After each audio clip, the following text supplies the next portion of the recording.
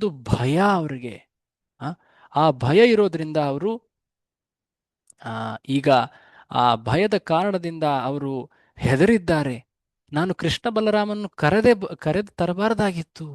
ಈಗ ಕೃಷ್ಣ ಬಲರಾಮರು ಈ ಮಲ್ಲ ಯುದ್ಧದಲ್ಲಿ ಕಂಸನ ಆಜ್ಞೆಯಲ್ಲಿ ಸಿಲುಕಿಕೊಳ್ತಾರಾ ಅನ್ನೋ ಭಯ. ಆಗ ಕೃಷ್ಣ ಬಲರಾಮರು ಆ ರಂಗ ಪ್ರವೇಶ ಮಾಡುವಾಗ ಅಲ್ಲೊಂದು ಮಹಾ ಆನೆಯನ್ನ ಅವರು ಎದುರು ಕಾಣ್ತಾರೆ.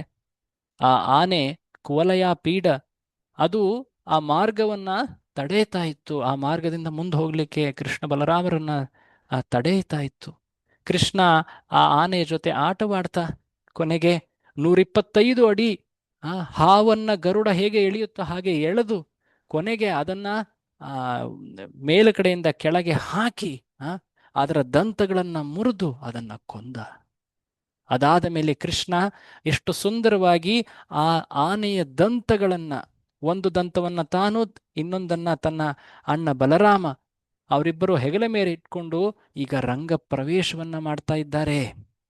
ಆ ದೃಶ್ಯವನ್ನ ಶುಕಮುನಿಗಳು ವಿಶೇಷವಾದ ಒಂದು ಶ್ಲೋಕದಲ್ಲಿ ವರ್ಣಿಸಿದ್ರು. ಆ ಶ್ಲೋಕದಲ್ಲಿ ಕೃಷ್ಣ ಅನೇಕ ವರ್ಗದ ಜನರಿಗೆ ಹೇಗೆ ಅನೇಕ ರಸಗಳ ಆದಾನ ಪ್ರದಾನವನ್ನ ಮಾಡ್ತಾನೆ. ಮಲ್ಲರೊಡನೆ ಆತ ರೌದ್ರ ರಸದ ಆದಾನ ಪ್ರದಾನ ಮಾಡ್ದ. ಮಥುರೆಯ ಪುರುಷರೊಡನೆ ಆತ ಒಂದು ರೀತಿಯ ತನ್ನದೇ ಕುಲದ ಆ ವಿಸ್ಮಯ ಭಾವ. ಅದೇ ಮಹಿಳೆಯರಿಗೆ ಆತ ಕಾಮದೇವನಂತೆ ಕಾಣ್ತಾ ಮಾಧುರ್ಯ ರಸದ ಭಾವ. ಗೊಲ್ಲ ಆ ಸ್ವಜನರಿಗೆ ಬಂಧುವಿನಂತೆ ಕಾಣ್ತಾ ಸಖ್ಯ, ಅಧರ್ಮಿಗಳಿಗೆ ಶಿಕ್ಷಕನಂತೆ ವೀರ್ಯರಸ, ತಂದೆ ತಾಯಿಗಳಿಗೆ ತನ್ನ ಮಗನಂತೆ ವಾತ್ಸಲ್ಯ, ಆ ಕ್ರೂರಿ ಭೋಜರಾಜ ಕಂಸನಿಗೆ ಮೃತ್ಯುವಿನಂತೆ ಭಯಾನಕ ರಸನಾಗಿ ಪ್ರಕಟನಾಗ್ತಾ ಇದ್ದಾನೆ. ಅಜ್ಞಾನಿಗಳಿಗೆ ವಿಶ್ವರೂಪದಂತೆ ಕಂಡು ಅವರಿಗೆ ವಿಸ್ಮಯ ಭೀಭತ್ಸವನ್ನ ರಸವನ್ನ ಪ್ರದಾನ ಮಾಡ್ತಾ ಇದ್ದಾನೆ. ಯೋಗಿಗಳಿಗೆ ಪರಮ ಸತ್ಯನಂತೆ ಕಂಡು ಶಾಂತ ರಸವನ್ನ ನೀಡುತ್ತಾ ಇದ್ದಾನೆ. ವೃಷ್ಣಿಗಳಿಗೆ ಪರಮ ಪೂಜ್ಯನಂತೆ ಕಂಡು ಅವರ ದಾಸ್ಯವನ್ನ ಸ್ವೀಕರಿಸ್ತಾ ಇದ್ದಾನೆ. ಒಬ್ಬನೇ ಕೃಷ್ಣ ಈ ಎಲ್ಲ ರಸಗಳ ಆಗರ, ಮೂಲ. ಹಾಗಾಗಿ ಆತನನ್ನ ಅಖಿಲ ರಸಾಮೃತ ಮೂರ್ತಿ ಎಂದು ವಿಶೇಷ ಶಬ್ದಗಳಲ್ಲಿ ನಮ್ಮ ಆಚಾರ್ಯರು ವರ್ಣಿಸ್ತಾರೆ. ಕೃಷ್ಣನ ಅನೇಕ ರೀತಿಯಲ್ಲಿ ಪರಿಚಯಗಳುಂಟು. ಆದರೆ ಈ ಪರಿಚಯ ಅನೇಕ ಅಖಿಲ ಸರ್ವ ರಸಗಳ ಸಾರ. ಉಪನಿಷತ್ತುಗಳಲ್ಲೂ ಕೂಡ ಇದೇ ಮಾತನ್ನ ಹೇಳಲಾಗಿದೆ. ರಸೋ ವೈ ಸಹ ರಸಂ ಹಿ ಏವಾಯಂ ಲಬ್ಧ್ವಾ ಆನಂದೀ ಭವತಿ. ಸೊ ಇದು ಪರಮಸತ್ಯದ ಅತ್ಯುನ್ನತ ವರ್ಣನೆ. ಶ್ರೀಕೃಷ್ಣ ಆತ ಅಖಿಲ ರಸಾಮೃತ ಮೂರ್ತಿ. ಆ ಒಂದು ಘಟನೆಯನ್ನ ಅಲ್ಲಿ ನೆರೆದಿದ್ದಂತಹ ಪ್ರತಿಯೊಂದು ಬೇರೆ ಬೇರೆಯ ಜನರು, ಏನಿದು ಅಲ್ಲಿ ನೆರೆದಿದ್ದಂತಹ ಅನೇಕ ಜನರು ಬೇರೆ ಬೇರೆ ರಸಗಳ ಮೂಲಕ ಅದನ್ನ ಸ್ವೀಕರಿಸ್ತಾ ಇದ್ದಾರೆ. ಇದು ಬಹಳ ವಿಶೇಷವಾದಂತಹ ಅಂಶ. ಹೀಗೆ ಕೃಷ್ಣ ಬಲರಾಮರು ಅಲ್ಲಿ ಚಾಣೂರ ಮುಷ್ಟಿಕರ ಎದುರು ಬರ್ತಾರೆ. ನಿನ್ನೆ ನಾವು ಈ ಚರ್ಚೆಯಲ್ಲಿ ಸ್ವಲ್ಪ ಮಟ್ಟಿಗೆ ನಾವು ಇದರ ಬಗ್ಗೆ ನೋಡಿದ್ವಿ. ಇದನ್ನ ಈ ದಿನ ನಾವು ಮುಂದುವರಿಸೋಣ. ಚಾಣೂರ ಅಲ್ಲಿ ಕೃಷ್ಣನನ್ನ ಕಂಡು ಆತನೊಡನೆ ಮಾತಾಡಕ್ ಸ್ಟಾರ್ಟ್ ಮಾಡ್ತಾನೆ. ಓ ಬಾ, ಇಲ್ಲಿ ನೆರೆದಿರುವಂತಹ ಈ ಮಲ್ಲ ಯುದ್ಧದಲ್ಲಿ ಭಾಗವಹಿಸು, ನನ್ನ ಎದುರು ನೀನು ಕುಸ್ತಿ ಆಟವನ್ನು ಆಡು. ಕುಸ್ತಿ ಅಖಾಡದಲ್ಲಿ ಬರಮಾಡ್ತಾ ಇದ್ದಾನೆ ಕೃಷ್ಣನನ್ನ, ಬಾ ಅಂತ. ಕೃಷ್ಣ, ಓ ನಾನು ಸಾಮಾನ್ಯ ವನವಾಸಿ ಗೊಲ್ಲ, ನಾನೆಲ್ಲಿ, ನೀವು ಇಂತಹ ಪ್ರಬಲ ಮಲ್ಲಪಟುಗಳು, ಜಟ್ಟಿಗಳು, ಅಖಾಡ ಕುಸ್ತಿಪಟುಗಳು ನೀವು. ಅರೇ ನೀನೇನು ಕಡಿಮೆಯ? ಸಾವಿರಾರು ಆನೆಗಳ ಬಲವುಳ್ಳಂತಹ ಆ ಮಹಾಗಜ ಕುವಲಯ ಪೀಡನನ್ನ ಈಗ ತಾನೇ ಕೊಂದು ಬಂದಿದ್ದೀಯಾ? ಬಾ, ನನ್ನೆದುರು ನೀನು ಕುಸ್ತಿ ಆಡು. ಈ ಕುಸ್ತಿಯಾಟ ಆ ರಾಜ ಕಂಸನ ಸಂತುಷ್ಟಿಗೋಸ್ಕರ, ಹಾಗಾಗಿ ನೀನು ಈ ಕುಸ್ತಿಯಲ್ಲಿ ಭಾಗವಹಿಸು ಅಂತ ಕೃಷ್ಣನಿಗೆ ಆಹ್ವಾನ ನೀಡ್ತಾ ಇದ್ದಾನೆ ಈ ಚಾಣೂರ. ಆಗ ಅವರಿಬ್ಬರು ಮುಷ್ಟಿಗೆ ಮುಷ್ಟಿ ಸೇರಿಸಿದ್ದಾರೆ. ಅವರುಗಳ ಮೊಣಕಾಲುಗಳು ಸ್ಪರ್ಶಿಸ್ತಾ ಇದ್ದಾವೆ ಪರಸ್ಪರ. ಕಾಲು ಕಾಲುಗಳು ಅವು ಒಂದು ರೀತಿ ಹಿಡಿತದಲ್ಲಿ ಬಂಧಿತವಾಗಿವೆ. ಕುಸ್ತಿಪಟುಗಳು ಹೇಗೆ ತಮ್ಮ ಮೈಗಳಿಂದ, ತಮ್ಮ ಕೈ, ಕಾಲು, ಮೊಣಕಾಲು, ಕಾಲು, ಹಿಂಗಾಲು, ಮುಷ್ಟಿ ಎಲ್ಲವುಗಳಿಂದ ಪ್ರತಿಸ್ಪರ್ಧಿಯನ್ನ ಹೇಗೆ ಅವರು ನಿಯಂತ್ರಿಸಲಿಕ್ಕೆ ಪ್ರಯತ್ನಿಸ್ತಾರೋ ಹಾಗೆ ಕಾಣ್ತಾ ಇದೆ. ಕೃಷ್ಣ ಚಾಣೂರನೊಂದಿಗೆ, ಬಲರಾಮ ಮುಷ್ಟಿಕನೊಂದಿಗೆ. ಆಗ ಕೃಷ್ಣ ಬಲರಾಮರು ಈ ಸೆಣಸಾಟ ಮಾಡ್ತಾ ಇರೋದನ್ನ ಕಂಡು ಅಲ್ಲಿ ನೆರೆದಿದ್ದಂತಹ ಸ್ತ್ರೀಯರು, ಇಲ್ಲಿ ವಿಶೇಷತೆ, ಆ ಸ್ತ್ರೀಯರು ಅವರು ಆ ಒಂದು ಅನುಕಂಪ ಭಾವದಲ್ಲಿ, ಆ ಪ್ರೇಮ ಭಾವದ ಕಾರಣದಿಂದಾಗಿ ಕೃಷ್ಣ ಬಲರಾಮರ ಈ ಹೋರಾಟ, ಇದು ಎಂತಹ ಅನ್ಯಾಯ, ಇದು ಎಂತಹ ಎಳೆ ತರುಣರಂತೆ ಕಾಣ್ತಾ ಇರೋರನ್ನ ಈ ಒಂದು ದೊಡ್ಡ ಏನು ಬೆಟ್ಟದಂತೆ, ಮಾಂಸ ಪರ್ವತದಂತೆ ಕಾಣ್ತಾ ಇರುವಂತಹ ಈ ಜಟ್ಟಿಗಳು ಒಡನೆ ಮಲ್ಲ ಸೆಣಸಾಟಕ್ಕೆ ಅಂತ ಹೇಳಿ ಇಲ್ಲಿ ರಾಜ ಏರ್ಪಡಿಸಿರೋದೇ ಅನ್ಯಾಯ. ಈ ಅನ್ಯಾಯವನ್ನ ಎಲ್ಲರೂ ಕೂತ್ಕೊಂಡು ನೋಡ್ತಾ ಇದ್ದಾರಲ್ಲ, ಎಂತಹ ಅಸಭ್ಯ ಅಧರ್ಮ ನಡೀತಾ ಇದೆ ಇಲ್ಲಿ. ಯಾವೊಬ್ಬ ಪ್ರಜ್ಞೆ ಇರುವಂತಹ ವ್ಯಕ್ತಿ ಇಂತಹ ಸ್ಥಿತಿಯನ್ನ ಸಹಿಸೋದಿಲ್ಲ. ಧರ್ಮ ವ್ಯತಿಕ್ರಮವಾಗ್ತಾ ಇದೆ, ಇಲ್ಲಿಂದ ಎದ್ದು ಹೊರಟು ಹೋಗಬೇಕು. ನೋಡು ನೋಡು, ಅಲ್ಲಿ ಕೃಷ್ಣನ ಮುಖದ ಮೇಲೆ, ಆತನ ಹಣೆಯ ಬಳಿ ಅಲ್ಲಿ ಆ ಬೆವರಿನ ತುಂತುರು ಹನಿಗಳು ಕಾಣ್ತಾ ಇವೆ. ನೋಡು ನೋಡು, ಬಲರಾಮನ ಕಣ್ಣು ಅದು ಕ್ರೋಧದಿಂದ ಕೆಂಪಾಗಿದೆ. ಈ ರೀತಿಯಾಗಿ ಅವರು ಕೃಷ್ಣ ಬಲರಾಮರ ಆ ಸೌಮ್ಯ ರೂಪದಲ್ಲಿ ಕಾಣ್ತಾ ಇರುವಂತಹ ವೈಚಿತ್ರ್ಯವನ್ನು ಗಮನಿಸ್ತಾ ಇದ್ದಾರೆ. ಹೇಳಬೇಕಂದ್ರೆ ಕೃಷ್ಣ ಬಲರಾಮರಿಗೆ ಯಾವುದೇ ತೊಂದರೆ, ನೋವು ಆಗಲಿಲ್ಲ ಅಲ್ಲಿ, ಯಾಕೆಂದ್ರೆ ಅವರು ದಿವ್ಯ ಪುರುಷರು. ಆದರೆ ಈ ಭಕ್ತಿಯ ವಿಶೇಷವಾಗಿ ಆ ವಾತ್ಸಲ್ಯದ ಕಾರಣದಿಂದಾಗಿ ಈ ಸ್ತ್ರೀಯರು ಈ ಮಾತನಾಡ್ತಾ ಇದ್ದಾರೆ. ಆಗ ಅವರು ಕೃಷ್ಣನ ವಿಶೇಷ ವೃಂದಾವನ ಸ್ಥಿತಿಯನ್ನ ನೆನೀತಾರೆ. ಯಾಕೆಂದ್ರೆ ಕೃಷ್ಣ ಮಥುರೆಗೆ ಬಂದ ಮೊದಲನೇ ದಿನದಿಂದಾನೇ ಅವನಿಗೆ ಇಷ್ಟೊಂದು ನೋವುಗಳನ್ನ ನೀಡ್ತಾ ಇದ್ದೀವಲ್ಲ ನಾವು ಮಥುರಾ ವಾಸಿಗಳು, ಎಂತಹ ಕ್ರೂರಿಗಳು ನಾವು. ಕೃಷ್ಣ ವೃಂದಾವನದಲ್ಲಿ ಆತ ಅನೇಕ ಸುಂದರ, ಮನಮೋಹಕ, ಸುಖಕರ ಲೀಲೆಗಳಲ್ಲಿ ತೊಡಗಿದ್ದ. ಆ ವೃಂದಾವನ ಭೂಮಿ ಎಷ್ಟು ಪುಣ್ಯಕರ, ಅಲ್ಲಿ ಆತ ಅನಂತ ಲೀಲೆಗಳನ್ನು ತೋರಿಸಿದ್ದಾನೆ. ಆತನ ಪಾದದ ದರ್ಶನಕ್ಕೋಸ್ಕರ ಲಕ್ಷ್ಮೀದೇವಿ, ಬ್ರಹ್ಮ, ಶಿವ ಇವರೆಲ್ಲರೂ ಹಾತೊರಿತಾ ಇದ್ದಾರೆ. ಕೃಷ್ಣ ತನ್ನ ಮಿತ್ರರು ಮತ್ತೆ ಬಲರಾಮರೊಡನೆ ಅನೇಕ ಲೀಲೆಗಳನ್ನ ಅಲ್ಲಿ ಮಾಡ್ದ. ವಿಶೇಷವಾಗಿ ಆತನ ಕೆಲವು ಲೀಲೆಗಳನ್ನ ವಿಶೇಷ ಭಕ್ತರಾದ ಗೋಪಿಯರು ಅದನ್ನ ಅನುಭವಿಸಲಿಕ್ಕೆ ಸಾಧ್ಯವಾಯಿತು. ಅವರ ಈ ವಿಶೇಷ ಏನ್ ಹೇಳ್ತಾರೆ ಅವಕಾಶ ಅವ್ರಿಗೇನು ದೊರಕಿತು, ಅದು ಯಾವ ಕಾರಣದಿಂದ ದೊರಕಿತು? ಗೋಪ್ಯಸ್ತಪಃ ಕಿಮಚರನ್ ಯದ್ ಅಮೂಷ್ಯ ರೂಪಂ. ಎಷ್ಟು ಯಾವ ತಪಸ್ಸನ್ನು ಮಾಡಿದ್ರು ಆ ಗೋಪಿಯರು, ಏನು ವ್ರತ ಯಜ್ಞಗಳನ್ನು ಮಾಡಿದ್ರು ಆ ಗೋಪಿಯರು. ಕೃಷ್ಣನ ಆ ಅತ್ಯುನ್ನತ ಅತಿ ಸುಂದರವಾದಂತಹ ಲೀಲೆಗಳನ್ನ ತಮ್ಮ ಕಣ್ಣುಗಳಿಂದ ನೋಡ್ತಾ ಇದ್ದಾರೆ. ಕಿಂ ಅಚರನ್ ಯದ್ ಅಮುಷ್ಯ ರೂಪಂ. ಆ ರೂಪ ಹೇಗಿದೆ ಗೊತ್ತಾ? ಲಾವಣ್ಯ ಸಾರಂ ಅಸಮೋರ್ಧ್ವಂ ಅನನ್ಯ ಸಿದ್ಧಂ. ಸರ್ವ ಸೌಂದರ್ಯದ ಸಾರ ಆ ರೂಪ. ಶ್ರೀಕೃಷ್ಣನನ್ನ ಸುಂದರ ವ್ಯಕ್ತಿ ಅಂತ ಹೇಳೋದು ತಪ್ಪಾಗತ್ತೆ. ಯಾಕೆಂದ್ರೆ ಅವನು ಕೇವಲ ಸುಂದರನಲ್ಲ, ಈ ಜಗತ್ತಿನ ಎಲ್ಲ ಸೌಂದರ್ಯದ ಮೂರ್ತಿವಂತ ರೂಪ ಆತ. ಈ ಜಗತ್ತಿನಲ್ಲಿ ಯಾವುದೊಂದು ಸುಂದರವಾಗಿ ಕಾಣ್ತಾ ಇದ್ರೆ ಅದು ಆ ಶ್ರೀಕೃಷ್ಣನ ಸೌಂದರ್ಯದ ಅಂಶದ ಅಂಶ ಮಾತ್ರ. ಲಾವಣ್ಯ ಸಾರಂ. ಹಾಗಿದ್ರೆ ಅನೇಕ ಆ ಭಗವಂತ ಅವತಾರಗಳಿವೆ ಅಲ್ವಾ? ವಾಮನ, ವರಾಹ, ಕಚ್ಛಪ, ರಾಮ, ನರಸಿಂಹ, ವಿಷ್ಣು, ಅನೇಕ ಅವತಾರಗಳಿವೆಯಲ್ಲ, ಅವುಗಳು ತುಂಬ ಸುಂದರವಾಗಿವೆ. ಆದರೆ ಕೃಷ್ಣನ ಸಮ ಯಾರೂ ಇಲ್ಲ. ಅಸಮೋರ್ಧ್ವಂ. ಅವನಿಗೆ ಸಮರು ಯಾರು ಇಲ್ಲ, ಅವನಿಗೆ ಮಿಗಿಲಾದ ಊರ್ಧ್ವರು ಯಾರೂ ಇಲ್ಲ. ಅಸಮೋರ್ಧ್ವಂ ಅನನ್ಯ ಸಿದ್ಧಂ. ಇದು ಆತ ಯಾವುದೋ ಒಂದು ಮಹತ್ ಕಾರ್ಯದಿಂದ ಪಡೆದಂತಹ ವಿಶೇಷ ಲಕ್ಷಣ ಅಲ್ಲ. ಇದು ಆತ ನಿತ್ಯವೂ ಈ ಲಕ್ಷಣಗಳಿಂದ ಆತ ಪೂರ್ಣನಾಗಿದ್ದಾನೆ. ಲಾವಣ್ಯ ಸಾರಂ ಅಸಮೂರ್ಧ್ವಂ ಅನನ್ಯ ಸಿದ್ಧಂ. ಆ? ದೃಗ್ಭಿ, ನಾವು ಆ ಗೋಪಿಯರು ಕಣ್ಣುಗಳಿಂದ ಈ ಸುಂದರ ನವನವ ರೂಪಗಳನ್ನ ಪ್ರತಿ ಕ್ಷಣದೂ ಕೂಡ ಅವರು ಆ ರೂಪದಲ್ಲಿ ನವೀನತೆಯನ್ನ ಕಾಣ್ತಾ ಇದ್ರು. ಸದಾ ಹೊಸತು ಅದು. ಆ, ದುರಾಪಂ, ಅತಿ ಅಪರೂಪವಾದದ್ದು. ಈ ವಿಶೇಷ, ಈ ಏಕೈಕ ರೂಪ ಆ ವೃಂದಾವನದ ಕೃಷ್ಣನ ರೂಪ. ಅದನ್ನ ಆ ಲಕ್ಷ್ಮೀ ದೇವಿ, ಯಶಸಃ ಶ್ರಿಯ ಐಶ್ವರಸ್ಯ, ಲಕ್ಷ್ಮೀ ದೇವಿಯೂ ಕೂಡ ಹಾತೊರಿತಾ ಇದ್ಲು ಆ ರೂಪವನ್ನ ಕಾಣಲು. ಇದು ಸಾಮಾನ್ಯ ಅಲ್ಲ.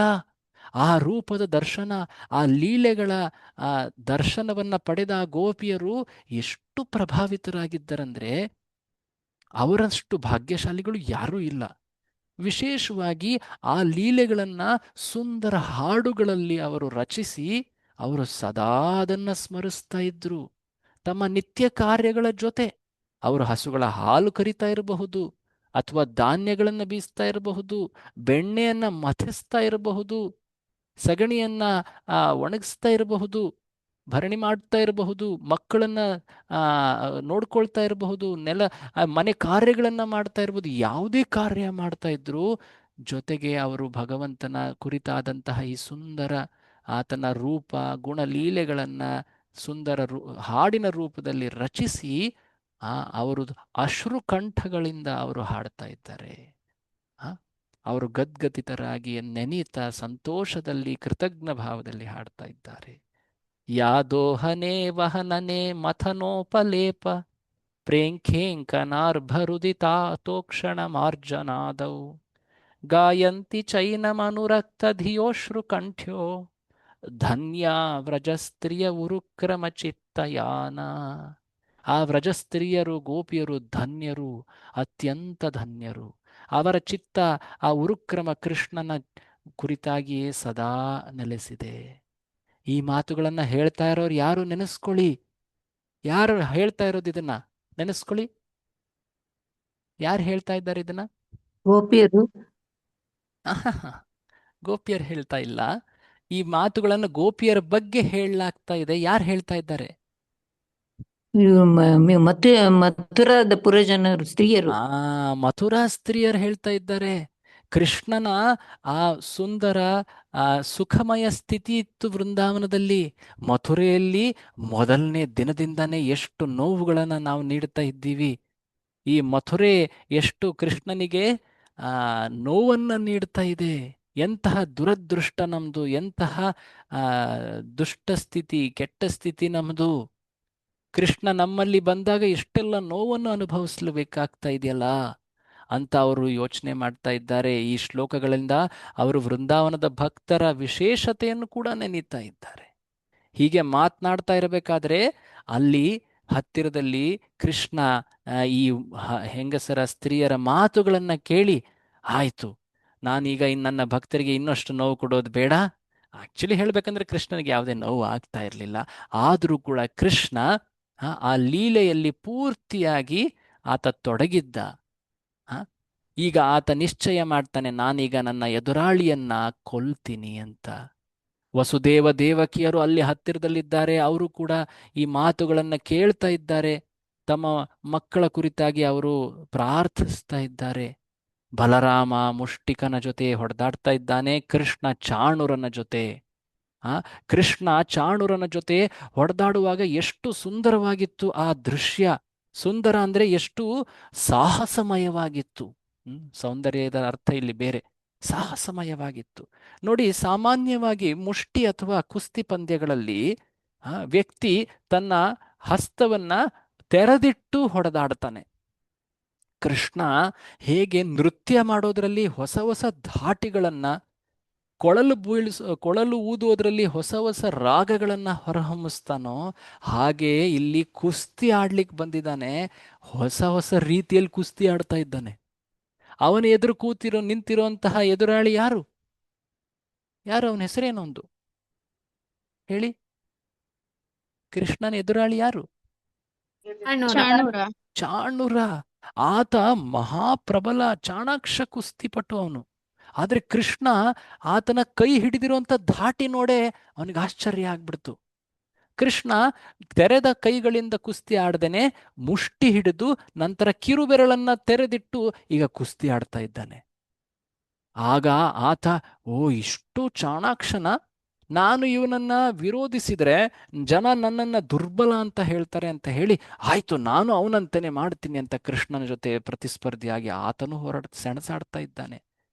ಕೆಲವೊಮ್ಮೆ ಅವರು ತಮ್ಮ ದೇಹಗಳನ್ನ ಒತ್ತುಕೊಳ್ತಾ ಇದ್ದಾರೆ, ಪರಸ್ಪರ ಅಪ್ಪಿಕೊಂಡು ಅದನ್ನ ಪುಡಿ ಪುಡಿ ಮಾಡ್ಲಿಕ್ಕೆ ಪ್ರಯತ್ನ ಪಡ್ತಾ ಇದ್ದಾರೆ. ಒಳಗಿರುವಂತಹ ಮೂಳೆಗಳನ್ನ ಒಬ್ರಿಗೊಬ್ರು ಬೀಳ್ತಾ ಇದ್ದಾರೆ, ಒಬ್ಬರ ಮೇಲೊಬ್ರು ಬೀಳ್ತಾ ಇದ್ದಾರೆ, ಮುಷ್ಟಿ ಹೊಡಿತಾ ಇದ್ದಾರೆ. ಹೀಗೆ ಅನೇಕ ರೀತಿಯ ಕುಸ್ತಿ ಆಟಗಳನ್ನ, ವಜ್ರ ಮುಷ್ಟಿ ಆಗಿರಬಹುದು ಅಥವಾ ಅನೇಕ ರೀತಿ ಕುಸ್ತಿ ಆಟಗಳು ಪ್ರಚಲಿತವಿವೆ. ಆದ್ರೆ ಕೃಷ್ಣನ ಈ ಹೊಡೆದಾಟ ಯಾವುದೇ ಈಗಿನ ಕಾಲದ ರೆಸ್ಲಿಂಗ್ ಮ್ಯಾಚ್ ಆಗಿರಬಹುದು, ಸುಮೋ ಆಗಿರಬಹುದು, ಅಥವಾ ಕುಂಫು, ಯಾವುದೇ ಒಂದು ಏನು ಯುದ್ಧ ವಿದ್ಯೆಗಳಿವೆ ಅವುಗಳಿಗೆಲ್ಲ ಮೀರಿದ್ದಾಗಿತ್ತು. ಈಗ ಕೃಷ್ಣ ಹೊಡೆದಾಡ್ತಾ ಮೆಲ್ಲಿಗೆ ಆ ದುಷ್ಟ ಚಾಣುರನ ಆತನಿಗೆ ಅನೇಕ ರೀತಿಯ ಹೊಡೆತಗಳನ್ನು ಹೊಡಿತಾ ಇದ್ದಾನೆ. ಆದ್ದರಿಂದ ಚಾಣುರಿಗೆ ಅತೀವವಾದ ನೋವು ಆಗ್ತಾ ಇದೆ. ಒಂದು ಸಲ ಚಾಣುರ ದೂರ ಬಿದ್ದು ನಂತರ ಓಡೋಡಿ ಬಂದು ಕೃಷ್ಣನ ಎದೆಯ ಮೇಲೆ ಜೋರಾಗಿ ಮುಷ್ಟಿ ಹೊಡಿತಾನೆ. ಜನರೆಲ್ಲರೂ ಹಾ ಹಾ ಅಂತ ಹೇಳಿ ಆಶ್ಚರ್ಯ ಪಡ್ತಾರೆ. ಆಗ ಅಲ್ಲಿ ಕೃಷ್ಣ ಏನೂ ಆಗದೆ ಒಂದು ದೊಡ್ಡ ಆನೆಗೆ ಹೂ ಎಸೆದಂತೆ, ಯಾವುದೇ ಒಂದು ನೋವೇ ಅನುಭವ ಆಗದೆ ಹಾಗೇ ನಿಂತಿದ್ದಾನೆ. ಕೃಷ್ಣ ತಕ್ಷಣ ಆ ಚಾಣುರನ ಸುತ್ತ ತಿರುಗಿ ಆತನನ್ನೇ ಸುತ್ತ ತಿರುಗಿಸಿ ಆತನನ್ನ ನೆಲಕ್ಕುರುಳಿಸಿಬಿಡ್ತಾನೆ. ನೆಲಕ್ಕುರುಳಿಸಿ ಆತನ ಮೇಲೆ ಜೋರಾಗಿ ಹೊಡೆದು ಆತನನ್ನ ಕೊಲ್ಲುತ್ತಾನೆ. ಆ ಚಾಣುರ ಆ ಹೊಡೆತದಿಂದ ಕಾರಣದಿಂದಾಗಿ ಏನೋ ಮೇಲೆ ಎಳಬೇಕು ಅಂತ ಬಯಸ್ತಾ ಇದ್ದ. ಜೋರಾಗಿ ಕೃಷ್ಣ ಹೊಡೆದ ತಕ್ಷಣನೇ ಒಂದು ದೊಡ್ಡ ಮಹಾಕಂಬ ಹೇಗೆ ನೆಲಕ್ಕುರುಳಿ ಧಾಡಂತ ಬೀಳುತ್ತೋ ಹಾಗೆ ಈತ ನೆಲಕ್ಕೆ ಬಿದ್ದುಬಿಟ್ಟ. ಜನರೆಲ್ಲರೂ ಕೂಡ ಏನಿದು ಇಂತಹ ಮಹಾಸದ್ದು ಅಂತ ನೋಡ್ತಾರೆ. ಆ ಕಡೆ ಮುಷ್ಟಿಕ ಮತ್ತೆ ಬಲರಾಮರ ಹೊಡೆದಾಟದಲ್ಲಿ ಬಲರಾಮ ಜೋರಾಗಿ ಆತನ ಮೇಲೆ ಹೊಡೆದಾಗ ಅವನು ಮರ ಕೆಳಗೆ ಉರುಳಿ ಬೀಳೋ ರೀತಿ ರಕ್ತವನ್ನ ವಾಂತಿ ಮಾಡ್ತಾ ಮುಷ್ಟಿಕ ಕೆಳ ಬೀಳ್ತಾನೆ. ತಕ್ಷಣವೇ ಅಲ್ಲಿ ಆ ಮಲ್ಲರ ಬೇರೆ ಸಹಚರರು, ಕೂಟ ಎನ್ನುವಂತಹ ಇನ್ನೊಬ್ಬ ಮಲ್ಲ ಬಲರಾಮನ ಮೇಲೆ ಆಕ್ರಮಣ ಮಾಡ್ತಾನೆ. ಬಲರಾಮ ಎಡಗೈಯ ಮುಷ್ಟಿ ಹೊಡೆತದಿಂದ ಆತನನ್ನ ಕೊಂದು ಹಾಕ್ತಾನೆ. ನಂತರ ಶಲ, ತೋಷಲ, ಹೀಗೆ ಅನೇಕ ಮಲ್ಲರು ಅಲ್ಲಿ ಕೃಷ್ಣ ಬಲರಾಮರ ಮೇಲೆ ಆಕ್ರಮಣವನ್ನ ಮಾಡ್ತಾ ಇದ್ದಾರೆ. ಕೃಷ್ಣನ ಆ ಸುಂದರ ರೂಪವನ್ನ ಅವರು ದರ್ಶಿಸ್ತಾ ಇದ್ದಾರೆ, ಆದರೆ ಆತನ ಸಾಹಸವನ್ನ ಅವರು ಎದುರಿಸ್ಲಿಕ್ಕೆ ಆಗ್ತಾ ಇಲ್ಲ. ಚಾಣುರ ಮುಷ್ಟಿಕ ಈಗ ನೆಲ ಬಿದ್ದು ಸತ್ತು ಹೋಗಿದ್ದಾರೆ. ಆ ಕೂಟನು ಕೂಡ ಈಗ ಶಲತೋಷರು ಕೃಷ್ಣನ ಮೇಲೆ ಆಕ್ರಮಣ ಮಾಡಿದಾಗ ಕೃಷ್ಣ ಅವರ ತಲೆಯ ಮೇಲೆ ತನ್ನ ಕಾಲ್ ಬೆರಳಿನಿಂದ ಜೋರಾಗಿ ಹೊಡಿತಾನೆ. ಆಗ ಅವರ ಶರೀರ ಏನಿದೆ ಒಂದು ಮರದಂತೆ, ಮರ ಹೇಗೆ ಮಧ್ಯದಲ್ಲಿ ಬಿರುಕು ಬಿಟ್ಟು ಕೆಳಗೆ ಎರಡು ತುಂಡುಗಳಾಗಿ ಬೀಳುತ್ತೋ ಹಾಗೆ ಆ ಶರೀರ ಬಿದ್ದು ಬಿಡುತ್ತೆ. ಎಲ್ಲರೂ ಉಳಿದಿರುವಂತಹ ಮಲ್ಲರೆಲ್ಲರೂ ಕೂಡ ತಮ್ಮ ಪ್ರಾಣ ಉಳಿಸ್ಕೊಳ್ಲಿಕ್ಕೆ ಅಂತ ಓಡೋಡಿ ಹೋಗಿಬಿಡ್ತಾರೆ. ತಕ್ಷಣವೇ ಅಲ್ಲಿ ಆ ಕೃಷ್ಣ ಬಲರಾಮರ ಆ ಸಾಹಸವನ್ನ, ಆ ಪೌರುಷವನ್ನ ನೋಡ್ಬಿಟ್ಟು ಅವರ ಮಿತ್ರರಾದ ಗೊಲ್ಲ ಬಾಲಕರೇನಿದ್ದಾರೆ ಅವರೆಲ್ಲರೂ ಅಲ್ಲಿ ಆ ಮಲ್ಲ ರಂಗಮಂಚ ಕಡೆಗೆ ಬರ್ತಾರೆ. ಆ ಸ್ನೇಹಿತರೊಂದಿಗೆ ಕೃಷ್ಣ ಬಲರಾಮರು ಸಂಭ್ರಮ ಮಾಡ್ತಾರೆ, ನೃತ್ಯ ಮಾಡ್ತಾರೆ. ಅಲ್ಲಿ ಅನೇಕ ರೀತಿಯ ಸಂಗೀತ ವಾದ್ಯಗಳೆಲ್ಲ ಮೊಳಗುತ್ತೆ. ಅಲ್ಲಿ ಜನರೆಲ್ಲರೂ ಕೂಡ ಸಾಧು ಸಾಧು ಅಂತ ಹೇಳಿ ಜೋರಾಗಿ ಕೃಷ್ಣ ಬಲರಾಮರನ್ನ ಪ್ರಶಂಸಿಸ್ತಾರೆ. ಎಲ್ಲರೂ ಕೂಡ ಆನಂದಿಸ್ತಾರೆ. ಒಬ್ಬ ವ್ಯಕ್ತಿಯನ್ನ ಬಿಟ್ಟು, ಆ ಒಬ್ಬ ವ್ಯಕ್ತಿ ಬಿಟ್ಟು ಬೇರೆಲ್ಲರೂ ಸಂತೋಷದಲ್ಲಿ ಕುಣಿದಾಡುತ್ತಾ ಇದ್ದಾರೆ.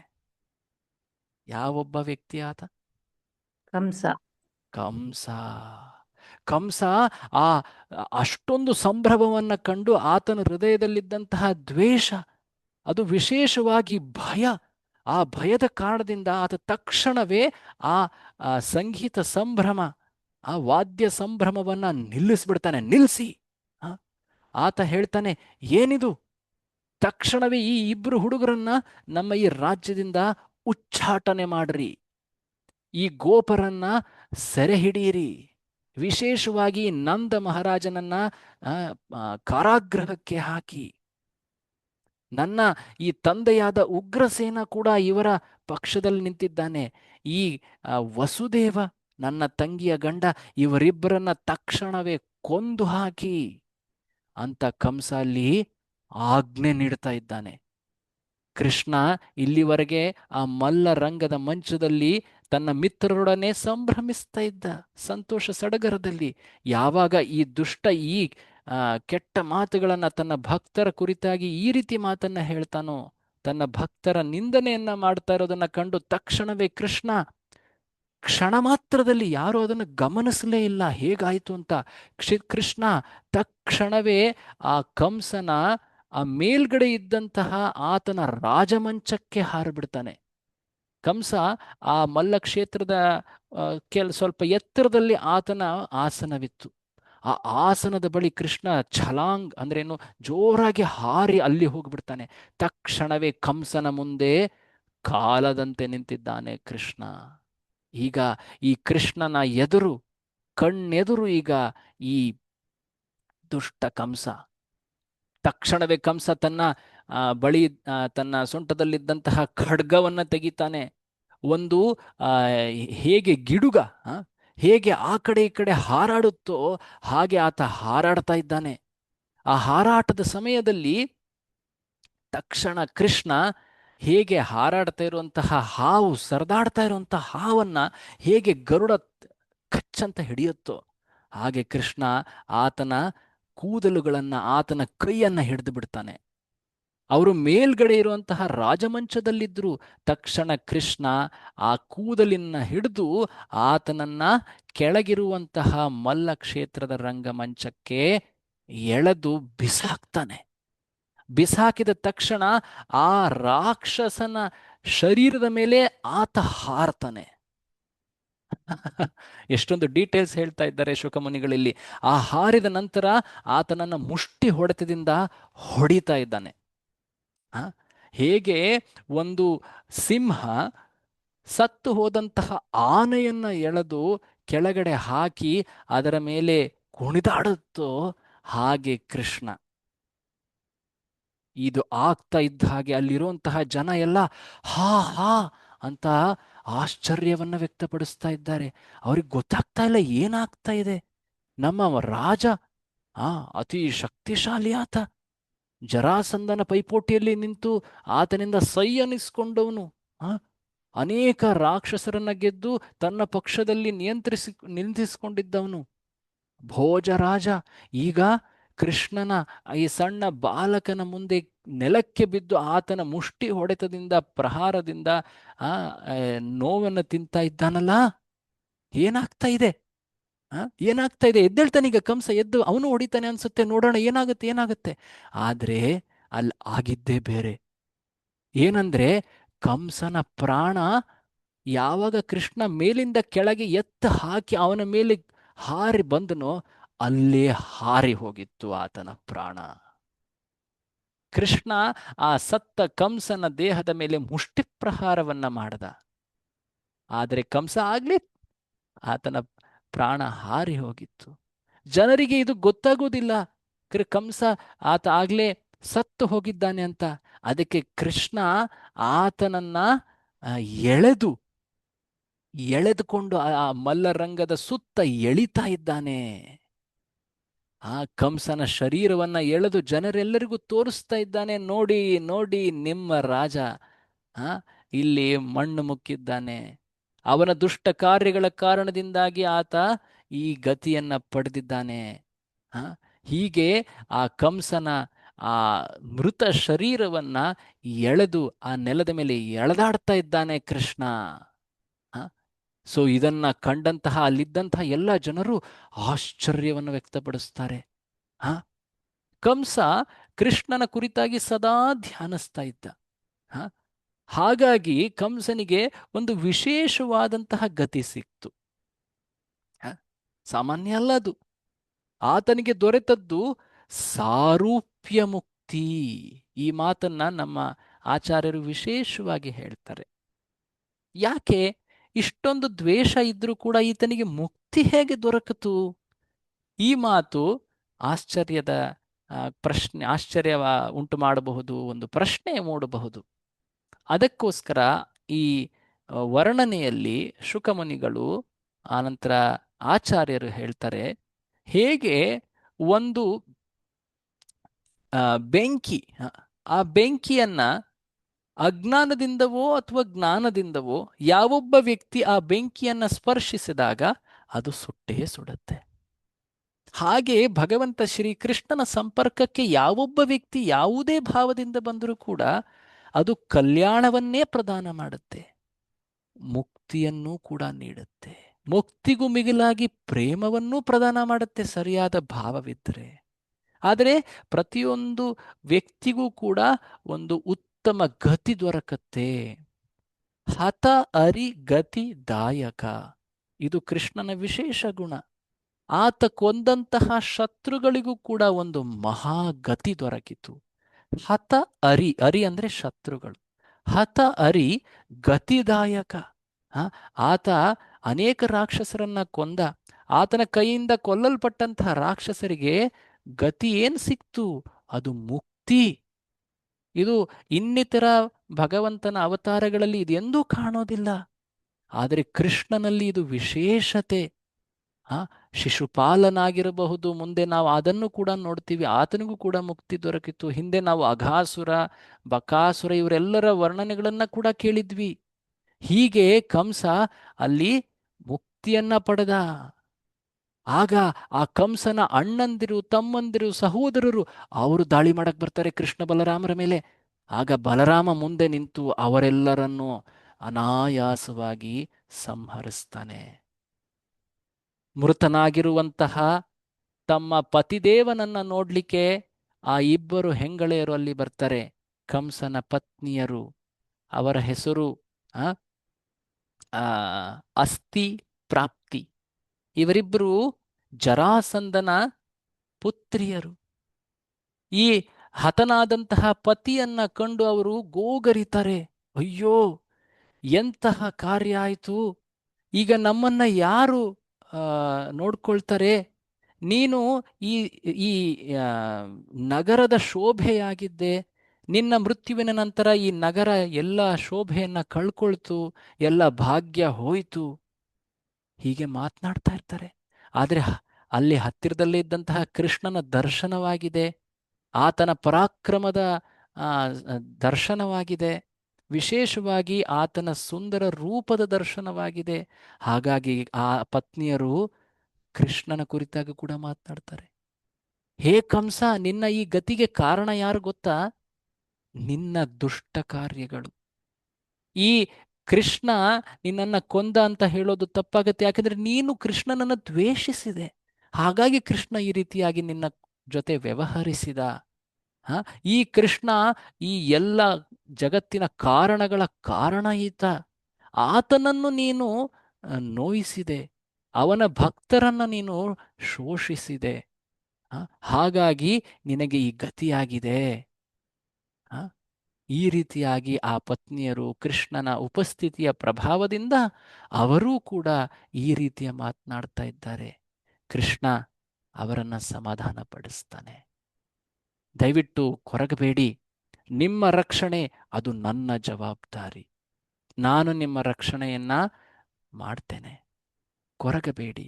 ಈಗ ಮೃತನಾಗಿರುವಂತಹ ಈ ಕಂಸ, ಈತನ ಆತ್ಮಕ್ಕೆ ಒಳ್ಳೆಯ ಗತಿ ಸಿಗಲಿ ಅಂತ ಅಂತ್ಯಕ್ರಿಯೆಗಳನ್ನು ಮಾಡೋಣ ಅಂತ ಹೇಳಿ ಆ ವ್ಯವಸ್ಥೆಗಳಿಗೆ ಆತ ಅನುವು ಮಾಡಿಕೊಡ್ತಾನೆ, ಆದೇಶವನ್ನು ನೀಡ್ತಾನೆ. ನೋಡಿ, ಭಗವಂತ ಕೊಂದಂತಹ ಶತ್ರುವಿನ ಒಳಿತನ್ನು ಕೂಡ ಗಮನವಿಟ್ಟು ಕಾರ್ಯಗಳನ್ನು ಮಾಡ್ತಾ ಇದ್ದಾನೆ. ಈ ಮಾತನ್ನು ನಾವು ರಾಮಾಯಣದಲ್ಲೂ ಕೂಡ ನೋಡ್ತೀವಿ. ರಾಮಾಯಣದಲ್ಲಿ ಶ್ರೀರಾಮಚಂದ್ರ ಎಂತಹ ದುಷ್ಟ, ಎಂತಹ ಕಾಮುಕನಾದಂತಹ ಆ ರಾವಣನನ್ನ ಕೊಂದ ಮೇಲೆ ಅನೇಕ ಅವಕಾಶಗಳನ್ನು ನೀಡಿದ್ದ ಶ್ರೀರಾಮಚಂದ್ರ ಸುಧಾರಿಸ್ತಾನೆ, ಇಂದಾದರೂ ಸದ್ಬುದ್ಧಿ ಬರುತ್ತೆ, ಯೋಚನೆ ಮಾಡಿ ಮತ್ತೆ ಬಾ. ಈ ರೀತಿಯಾಗಿ ರಾಮಚಂದ್ರ ಆ ಯುದ್ಧದ ದಿನಗಳಲ್ಲಿ ರಾವಣನಿಗೆ ಹೇಳಿದ್ದ. ಆದರೆ ಆತ ಆ ಕಾಮದ ಪ್ರಭಾವದಿಂದಾಗಿ ಆ, ಅಹಂಕಾರಿಯಾಗಿ ಆ ಕೆಟ್ಟ ಕಾರ್ಯಗಳನ್ನು ಸಮರ್ಥಿಸ್ತಾ ನಡೆದಾಗ ರಾಮಚಂದ್ರ ಆ ರಾವಣನ ವಧೆಯನ್ನ ಮಾಡ್ದ. ಅದಾದ ನಂತರ ರಾವಣನ ಅಂತ್ಯಕ್ರಿಯೆಯನ್ನ ಮಾಡಲಿಕ್ಕೆ ವಿಭೀಷಣನಿಗೆ ಹೇಳ್ತಾನೆ ರಾಮಚಂದ್ರ.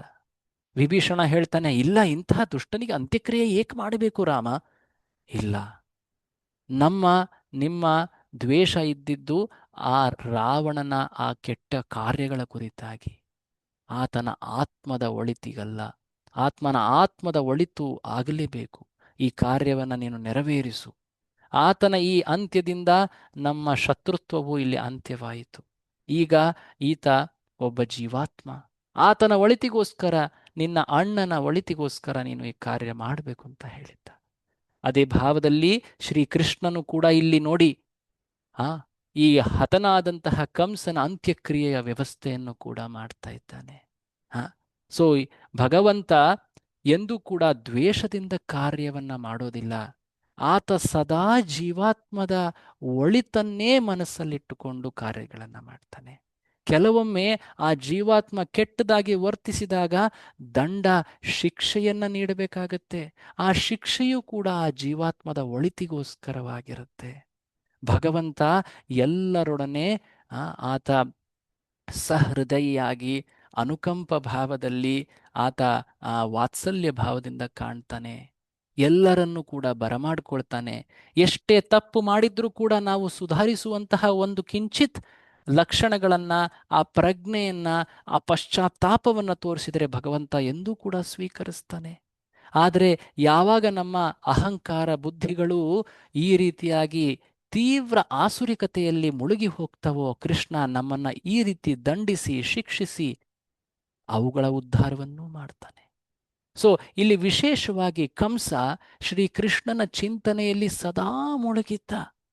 ಆತನಿಗೆ ಎಲ್ಲೆಲ್ಲೂ ಕೂಡ ಕೃಷ್ಣನೇ ಕಾಣ್ತಾ ಇದ್ದ. ಹಾಗಾಗಿ ಕಂಸ ಈ ಕೃಷ್ಣನ ಭಯದಿಂದಾಗಿ, ಕೃಷ್ಣನ ಸದಾ ಚಿಂತನೆಯನ್ನ ಮಾಡಿದ್ದ ಕಾರಣದಿಂದಾಗಿ ಆತ ಈ ಸಾರೂಪ್ಯ ಮುಕ್ತಿಯನ್ನ ಪಡೆದ. ಸೊ ಹೀಗೆ ಕೃಷ್ಣ ಅಲ್ಲಿ ಒಂದು ದೊಡ್ಡ ಸಂಭ್ರಮವಾಗ್ತದೆ. ಎಲ್ಲರೂ ಕೂಡ ಆ ಗೊಲ್ಲ ಬಾಲಕರೆಲ್ಲರೂ ಕೂಡ ಅಲ್ಲಿ ತುಂಬ ಸಂಭ್ರಮದಲ್ಲಿ ಅನೇಕ ಆಟಗಳನ್ನ ಆಡ್ತಾ ಇದ್ದಾರೆ. ಹತವಾಗಿರುವಂತಹ ಆ ಕುಸ್ತಿಪಟುಗಳ ಶರೀರದ ಮೇಲೆ ಕುಣಿತಾ ಇದ್ದಾರೆ. ಹೀಗೆಲ್ಲ ಆಗ್ತಾ ಇರಬೇಕಾದ್ರೆ ಕೃಷ್ಣ ಬಲರಾಮರು ತಮ್ಮ ತಂದೆ ತಾಯಿಗಳು, ಯಾರವರು? ವಸುದೇವ ದೇವಕಿಯರು, ಅವರ ಬಳಿ ಹೋಗ್ತಾರೆ. ಅನೇಕ ವರ್ಷಗಳಿಂದ ಕಾರಾಗೃಹದಲ್ಲಿ ಬಂಧಿತರಾಗಿ ಅನೇಕ ನೋವುಗಳನ್ನು ಎದುರಿಸಿಕೊಂಡವರು. ಅವರ ತ್ಯಾಗ, ಅವರ ಬಲಿದಾನದಿಂದಾನೇ ಅಲ್ವೇ ಕೃಷ್ಣ ಕೊನೆಗೆ ವೃಂದಾವನವನ್ನ ತಲುಪಿದ. ಅದಾದ ಮೇಲೆ ಅಲ್ಲಿ ಬೆಳೆದು ಈಗ ಸುಮಾರು 11 ವರ್ಷಗಳ ನಂತರ ತಂದೆ ತಾಯಿ ಅವರು ತಮ್ಮ ಮಕ್ಕಳನ್ನು ನೋಡ್ತಾ ಇದ್ದಾರೆ. ಕೃಷ್ಣ ಬಲರಾಮ. ಕೃಷ್ಣ ಬಲರಾಮರು ಹೋಗಿ ಅವರ ಸರಪಳಿಗಳನ್ನ ಬಿಡಿಸ್ತಾರೆ. ಆದರೆ ವಿಶೇಷತೆ, ಇಂಟ್ರೆಸ್ಟಿಂಗ್, ಇಲ್ಲಿ ವಿಶೇಷ ಅಂಶ ಏನಂದ್ರೆ ಅವರ ಪಾದಗಳನ್ನು ಕೂಡ ಸ್ಪರ್ಶಿಸ್ತಾರೆ. ಆ ತಂದೆ ತಾಯಿಗಳ ಪಾದಕ್ಕೆ ನಮಸ್ಕಾರ ಮಾಡ್ತಾರೆ. ನನ್ನಿಂದ ಎಂಥ ದೊಡ್ಡ ಚ್ಯುತಿಯಾಗಿದೆ, ನಿಮ್ಮ ಸೇವೆಯನ್ನ ಮಾಡದೆ ನಾನು ನಿಮಗೆ ಎಷ್ಟು ನೋವುಗಳ ಕಾರಣವನ್ನು ನಿಮ್ಮ ನೋವುಗಳಿಗೆ ನಾನು ಕಾರಣನಾಗಿದ್ದೀನಿ ಅಂತ ಕೃಷ್ಣ ಹೇಳಲಿಕ್ಕೆ ಹೋಗ್ತಾ ಇದ್ದಾನೆ. ಆಗ ದೇವಕಿ ವಸುದೇವರು ಕೃಷ್ಣ ಬಲರಾಮರ ಅಪಾರ ಶಕ್ತಿಯ ಬಗ್ಗೆ ಇಲ್ಲಿವರೆಗೂ ಕೇಳಿದ್ರವರು. ಈಗ ತಾನೇ ಕೃಷ್ಣ ಬಲರಾಮರು ಇಂತಹ ಮಹಾ ಮಲ್ಲ ಯುದ್ಧದಲ್ಲಿ ಅಂತಹ ಮಹಾ ಜಟ್ಟಿಗಳನ್ನ, ಕಂಸನನ್ನ ಕೊಂದಿದ್ದಾರೆ. ಎಂಥ ಅಪಾರ ಶಕ್ತಿ ಅವರದ್ದು. ಇವರು ಸಾಮಾನ್ಯರಲ್ಲ, ಇವರು ಜಗತ್ತಿನ ನಾಥ, ಜಗನ್ನಾಥ, ವಿಶ್ವನಾಥರು ಇವರು ಅಂತ ಯೋಚಿಸಿ ಅವರ ಮುಂದೆ ಕೈ ಜೋಡಿಸಿ ನಿಂತಿದ್ದಾರೆ. ತಂದೆ ತಾಯಿ ತಕ್ಷಣವೇ ಮಕ್ಕಳನ್ನ ಅಪ್ಕೊಳ್ಬೇಕಲ್ವೇ? ಆದರೆ ಇಲ್ಲಿ ವಸುದೇವ ದೇವಕಿಯರು ಕೈ ಜೋಡಿಸಿ ನಿಂತಿದ್ದಾರೆ. ಶ್ರೀಕೃಷ್ಣ ಬಲರಾಮರ ಐಶ್ವರ್ಯ, ಅಪಾರ ಶಕ್ತಿ, ಮಹಿಮೆಗಳನ್ನ ದರ್ಶಿಸಿ ಅದರ ಶ್ರವಣವನ್ನ ಮಾಡಿ ಅವರಲ್ಲಿ ಈ ಐಶ್ವರ್ಯ ಪ್ರಧಾನ ಭಕ್ತಿ ಮುಂದಾಗ್ತಾ ಇದೆ. ಹಾಗಾಗಿ ಅವರು ಕೈ ಜೋಡಿಸಿ ನಿಂತಿದ್ದಾರೆ. ಕೃಷ್ಣ ಜನ್ಮದ ಸಮಯದಲ್ಲೂ ಇದೇ ರೀತಿಯಾಗಿತ್ತು. ಆದರೆ ತಕ್ಷಣ ಕೃಷ್ಣ ಅವರನ್ನ ವಾತ್ಸಲ್ಯ ಭಕ್ತಿ ಅಥವಾ ರಸದ ಆಚ್ಛಾದನವನ್ನ ಮಾಡಿ ಮಗುವಾಗಿ ಪರಿವರ್ತಿತನಾಗಿದ್ದ. ಆದರೆ ಇಲ್ಲಿ ಕೃಷ್ಣ ಈಗ 11 ವರ್ಷದ ಹುಡುಗ, ಆ, ಬಲರಾಮನ ಜೊತೆ ಅಲ್ಲಿ ನಿಂತಿದ್ದಾನೆ. ವಸುದೇವ ದೇವಕಿಯರು ಆತನ ಮುಂದೆ ಕೈ ಜೋಡಿಸಿ ನಿಂತಿದ್ದಾರೆ. ಮುಂದೆ ಏನಾಯಿತು ಅಂತ, ಇದಾದ ಮೇಲೆ ಕೃಷ್ಣ ಅಲ್ಲಿದ್ದಂತಹ ಅನೇಕ ಜನರನ್ನು ಕೂಡ ಸಂತೈಸಲಿಕ್ಕೆ ಅವರ ಬಳಿ ಹೋಗಿ ಅನೇಕ ಮಾತುಗಳನ್ನು ಹಾಡ್ತಾನೆ. ಆ, ಅದೆಲ್ಲವನ್ನು ಅದಾದ ಮೇಲೆ ಅಲ್ಲಿ ನೆರೆದಿದ್ದಂತಹ ವೃಂದಾವನದ ಭಕ್ತರು, ಕೃಷ್ಣ ಕಂಸನ ಹತ್ಯೆಯಾಯಿತು, ವಧೆಯಾಯಿತು, ಇದಕ್ಕೋಸ್ಕರ ಅಲ್ವೇ ನಾವು ಆ ವೃಂದಾವನವನ್ನ ತೊರೆದು ಬಂದಿದ್ವಿ, ಹೋಗೋಣವಾ ವೃಂದಾವನಕ್ಕೆ ಆ, ಅಂತ ಅವರು ಕೂಡ ಕಾಯ್ತಾ ಇದ್ರು. ಕೃಷ್ಣ ಮಥುರೆಯಲ್ಲೇ ಉಳಿದ. ಆ ಮಥುರೆಯಲ್ಲಿ ಉಳಿಬೇಕಾದ್ರೆ ವೃಂದಾವನದ ಭಕ್ತರನ್ನ ಹೇಗೆ ಸಂತೈಸಿದ, ಅವರನ್ನ ಹೇಗೆ ಅವನು ವಾಪಸ್ ಕಳುಹಿಸಿದ, ಅವರಿಗೆ ಏನನ್ನ ಹೇಳಿ, ನಂದ ಮಹಾರಾಜ ಮತ್ತೆ ಗೊಲ್ಲರು ಅವರು ಕೃಷ್ಣನ ಬಳಿಯೇ ಇರಬೇಕು ಅಂತ ಅಲ್ಲಿ ಸಂಕಲ್ಪ ಕೊಟ್ಟು ನಿಂತಿದ್ರು. ಅವರನ್ನ ಹೇಗೆ ವಾಪಸ್ ಮರಳಿ ವೃಂದಾವನಕ್ಕೆ ಕಳಿಸಿದ, ಈ ಎಲ್ಲ ಮಾತುಗಳನ್ನು ನಾವು ಮುಂದಿನ ನಾಳೆಯ ಚರ್ಚೆಯಲ್ಲಿ ಮುಂದೆ ನೋಡೋಣ. ಸ್ವಾಮಿ ಶ್ರೀಲ ಪ್ರಭುಪಾದರಿಗೆ ನಮ್ಮ ಕೃತಜ್ಞತೆಯನ್ನು ಅರ್ಪಿಸಿ ಈ ಚರ್ಚೆಯನ್ನು ನಾವು ಇಲ್ಲಿ ವಿರಾಮ ಮಾಡ್ತಾ ಇದ್ದೀವಿ. ನಾವು ಇಂದಿನ ಚರ್ಚೆಯಲ್ಲಿ ನಾವು ನೋಡಿದ್ವಿ ಹೇಗೆ ಕೃಷ್ಣ ಮತ್ತೆ ಬಲರಾಮರು ಆ ರಂಗಮಂಚವನ್ನ, ಮಲ್ಲ ರಂಗಮಂಚವನ್ನ ಪ್ರವೇಶಿಸಿದ ನಂತರ ಆ ಕುಸ್ತಿ ಜಟ್ಟಿಗಳೊಡನೆ ಸೆಣಸಾಡಿ ಚಾಣೂರ ಮುಷ್ಟಿಕರು, ಶಲ ತೋಷಲ ಕೂಟ ಇವರೆಲ್ಲರನ್ನ ಕೊಂದರು. ಕೃಷ್ಣ ಎಂತಹ ವಿಚಿತ್ರ ವಿಶೇಷ ಸಾಹಸವನ್ನು ತೋರಿಸ್ತಾ ತಕ್ಷಣವೇ ಎಷ್ಟು ತ್ವರಿತವಾಗಿ ಆ ಕಾರ್ಯ ಮಾಡದ. ತಕ್ಷಣವೇ ಆತ ಹಾರಿ ಕಂಸನನ್ನ ಹಿಡಿದೆಳೆದು ಮಧ್ಯದ ಮಲ್ಲ ಮಂಚಕ್ಕೆ ಎಳೆದು ಕ್ಷೇತ್ರಕ್ಕೆ ಎಳೆದು ಆತನನ್ನ, ಆಮೇಲೆ ಆತನು ಬಿದ್ದು ಆತನನ್ನ ಮುಷ್ಟಿ ಹೊಡೆತದಿಂದ ಕೊಂದ. ಎಲ್ಲರಿಗೂ ಸಾರಿ ತಿಳಿಸ್ಲಿಕ್ಕೆ ಅಂತ ಹೇಳಿ ಆ ಮೃತ ಶರೀರವನ್ನ ಎಳೆದಾಡದ. ಅದಾದ ಮೇಲೆ ಅಲ್ಲಿರುವಂಥ ಎಲ್ಲ ಗೋಪ ಬಾಲಕರು ಬಂದು ಅಲ್ಲಿ ಸಂಭ್ರಮಿಸಿದರು. ಅದಾದ ಮೇಲೆ ಕೃಷ್ಣ ಬಲರಾಮರು ತಮ್ಮ ತಂದೆ ತಾಯಿಯ ಬಳಿ ಹೋಗಿ ಅವರ ಸರಪಳಿಗಳನ್ನು ಬಿಡಿಸಿ ಅವರಿಗೆ ಅವರ ಪಾದಸ್ಪರ್ಶವನ್ನು ಮಾಡಿದ್ರು. ಕೃಷ್ಣ ಬಲರಾಮರ ಈ ಸಾಹಸವನ್ನ ಕೇಳಿ ಅದನ್ನು ನೋಡಿ ಅವರು ಈಗ ಅತಿ ಗೌರವದಿಂದ ಕೈ ಜೋಡಿಸಿ ನಿಂತಿದ್ದಾರೆ ತಂದೆ ತಾಯಿಗಳು. ಅವರು ಕೃಷ್ಣ ಬಲರಾಮರ ಪಾದವನ್ನು ಸ್ಪರ್ಶಿಸ್ಲಿಕ್ಕೆ ಬಯಸ್ತಾ ಇದ್ರು, ಆದರೆ ತಂದೆ ತಾಯಿ ಎಂದು ಮಕ್ಕಳ ಪಾದವನ್ನ ಸ್ಪರ್ಶಿಸಬಾರ್ದಲ್ವಾ? ಆ ಮರ್ಯಾದೆ ಗೌರವವನ್ನ ಅವರು ಪಾಲಿಸ್ತಾ ಆದರೂ ಕೈ ಜೋಡಿಸಿ ನಿಂತಿದ್ದಾರೆ. ಯಾಕೆಂದ್ರೆ ಇವರು ಸಾಮಾನ್ಯರಲ್ಲ, ಪರಮ ಪುರುಷರು, ವಿಶೇಷವಾಗಿ ಶ್ರೀಕೃಷ್ಣ ಪರಮ ಪುರುಷೋತ್ತಮ. ಮುಂದೇನಾಯ್ತು ಅಂತ ನಾವು ನಾಳೆಯ ಚರ್ಚೆಯಲ್ಲಿ ಮುಂದೆ ನೋಡೋಣ. ತಮ್ಮೆಲ್ಲರಿಗೂ ಧನ್ಯವಾದ. ಮುಂದಿನ 4ನೇ ಸಂಚಿಕೆ ನಾಳೆ ನಾವು ಮುಂದುವರಿಸೋಣ. ಶ್ರೀಲ ಪ್ರಭುಪಾದರಿಗೆ ಜೈ. ಹರೇ ಕೃಷ್ಣ. ಯಾರಿಗಾದ್ರೂ ಏನಾದರೂ ಪ್ರಶ್ನೆ ಇದ್ರೆ ದಯವಿಟ್ಟು ಕೇಳಿ.